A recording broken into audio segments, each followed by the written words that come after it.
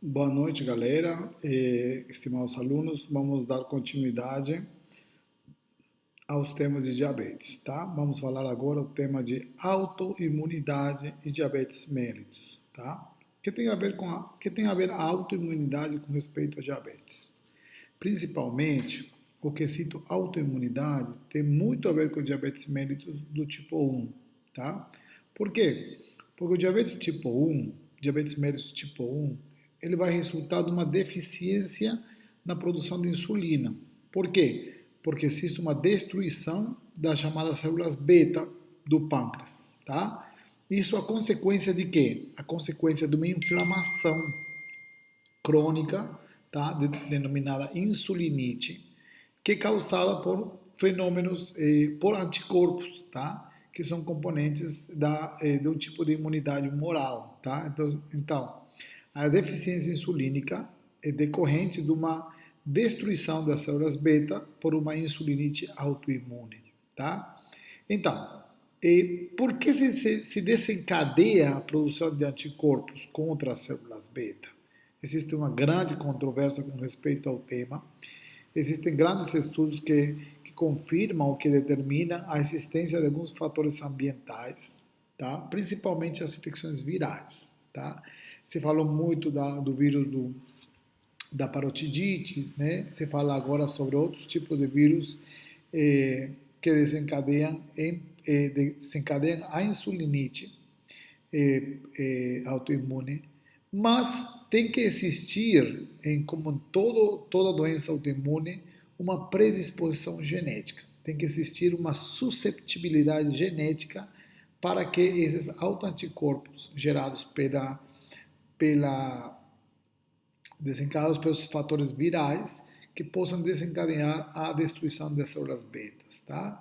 Então tem que existir uma susceptibilidade autoimune, tá? Ou imunológica, tá? Então se fala de que os pacientes, além da agressão desencadeada pelos fatores ambientais tipo virais, existe uma susceptibilidade conferida por um sistema HLA, um sistema de imunocompatibilidade, tá bom? Exatamente para aqueles que apresentam marcadores tipo DR3 e DR4, tá? Os anticorpos produzidos inicialmente contra os agentes virais acabam gerando uma mimetização, uma lesão errada, tá? Em vez de atacar exatamente só os vírus, eles começam a gerar lesões nas células betas, tá? Com a ideia, achando que estão destruindo os vírus, eles estão destruindo realmente as células beta. Por quê? Porque se diz que existe um mimetismo, um parecido, uma gemelaridade molecular entre os antígenos dos vírus e os antígenos das células beta, tá?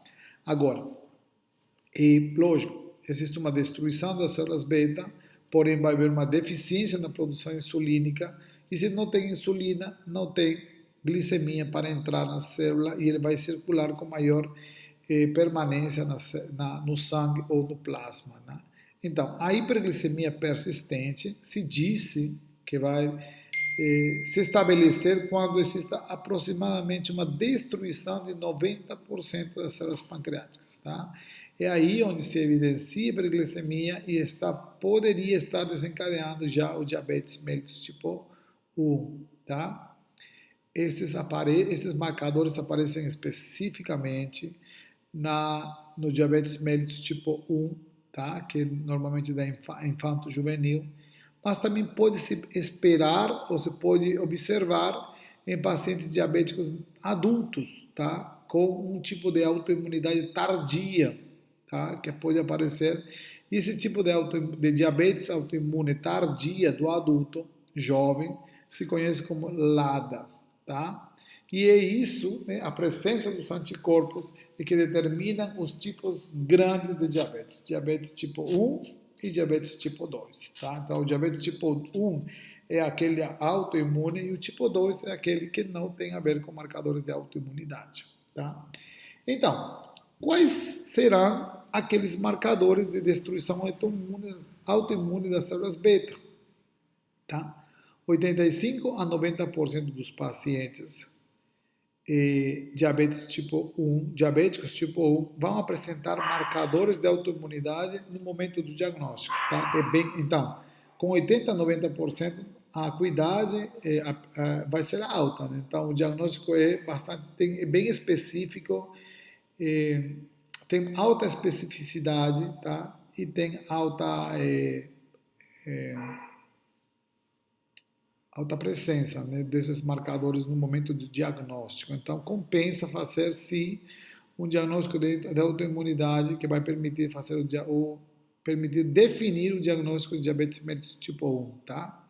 Quanto maior o número de anticorpos, é maior a quantidade e a chance de desencadear uma diabetes mellitus tipo 1. Quais são esses marcadores? Nós temos 5 marcadores conhecidos, tá? Os anticorpos anti-ilhotas de Langerhans, né? Conhecidos como, no inglês, ICA, os anticorpos ICA, tá? Nós temos os anticorpos anti-insulina, especificamente, os IEA. Esse anticorpo anti-insulina é importante por quê? Porque ele se apresenta com mais frequência em crianças muito pequenas, aquelas menores de 10 anos, tá? Outro tipo, temos os anticorpos antityrossinofosfatases, aqueles que vão afetar a tirosina da insulina, tá? Temos outro grupo grande que é o anticorpo antidescarboxilase do ácido glutâmico 665, é um componente da membrana, tá? da célula beta, tá? É totalmente de maior utilidade, já que se apresenta em 80% dos casos de diabetes mellitus tipo 1 de instalação recente, e ainda pode ser detectado em 50% dos pacientes após 10 anos do diagnóstico. Então, é um anticorpo duradouro que posso encontrar tanto na fase inicial, no diagnóstico recente, como até 10 anos após o diagnóstico realizado. Tá? Existe agora um marcador que foi bastante novo, tá? Um dos últimos marcadores descobertos é o anticorpo anti-5T8A. Na real, ele vai afetar o 5, que é um componente da insulina, tá?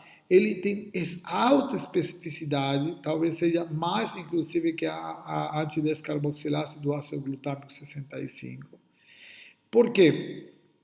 Porque ele conseguiu se encontrar até 26% dos pacientes onde a gente não conseguia definir se era diabetes autoimune ou não, tá bom?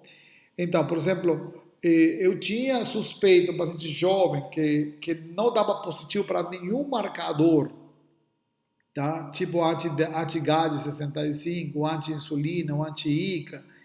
Então, eu podia catalogar ele como um diabetes que não era autoimune, tá? Que não era tipo 1, e eu podia estar pensando no diabetes tipo 2. Então, submeto esse meu paciente a esse anticorpo 5T8A, e se ele dá positivo, então ele realmente tem alta especificidade para diagnosticar diabetes mellitus tipo 1. Só que acontece que um marcador novo ainda é muito caro para tomar como primeira alternativa. Se eu tenho um marcador como é o anti-GAD65, que se encontra em mais de 80% dos pacientes e é muito mais barato, muito mais prático, então eu vou fazer primeiro o anti-GAD, e se depois eu encontro valores negativos, mas ainda eu tenho a suspeita clínica de que seja diabético tipo 1, eu estarei solicitando um anticorpo anti-5T8A. Tá? É importante a dosificação e o diagnóstico de diabetes mellitus tipo 1, porque normalmente esses pacientes são pacientes jovens que precisam de insulinodependência e, porém, vão precisar de uma bomba de insulina. E os programas de apoio social que tem esses pacientes do Estado, onde eles vão receber a bomba de insulina, normalmente tem que ser com diagnóstico positivo, com anticorpo positivo, com a presença de um anticorpo, pelo menos, tá bom? É aí onde se abertura todo um programa de apoio social para eles, inclusive até apoio com as insulinas, tá? Então, 85% 90% dos pacientes diabéticos tipo 1 apresentam um marcador de imunidade positiva, tá? Então, todos esses marcadores vão preceder em meses e até em anos ao aparecimento de hiperglicemia. O que significa isso?